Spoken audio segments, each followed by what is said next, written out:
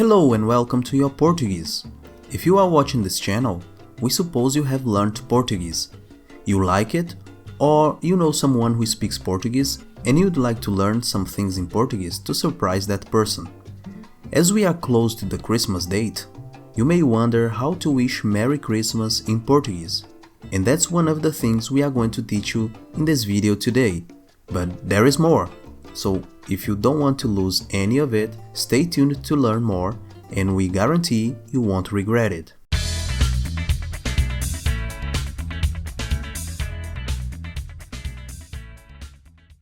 So as we are approaching Christmas date, in this video I'm going to teach you how we wish a Merry Christmas in Portuguese, plus some more examples of useful phrases in Portuguese related to the Christmas holiday.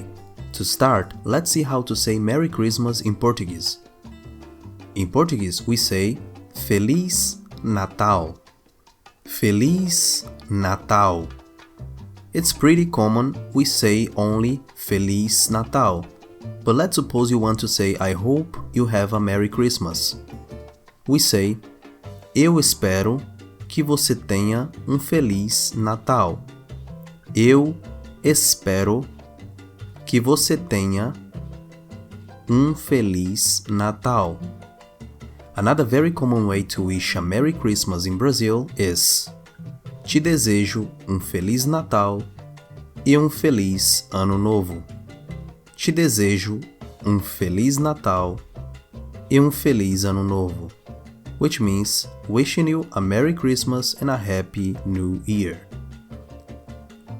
Or also Feliz Natal e próspero Ano Novo. Feliz Natal e próspero Ano Novo, which means Merry Christmas and a prosperous New Year. As Christmas is close to the New Year, we usually wish a Merry Christmas and a happy or prosperous New Year together. Let's see other different ways to wish a Merry Christmas that you can use this holiday. But before we continue, do you know who is responsible for the growth of this channel? Yes, exactly. You. I make these videos about the Portuguese language and about the Brazilian culture because I believe that they will help you and that you will have a good time watching them. So, if you have enjoyed this video so far, I'd like to ask you to leave a like on this video and subscribe to the channel. That will help us a lot, not only to grow the channel, but also to keep making good and fun videos especially for you. Thank you so much, and let's go back to the video. Desejo à sua família paz e amor no Natal e sempre. Desejo à sua família paz e amor no Natal e sempre. Which means wishing your family peace and love at Christmas and always. Desejo-lhe muitas bênçãos nesta linda época. Desejo-lhe muitas bênçãos nesta linda época. Which means wishing you many blessings in this beautiful season.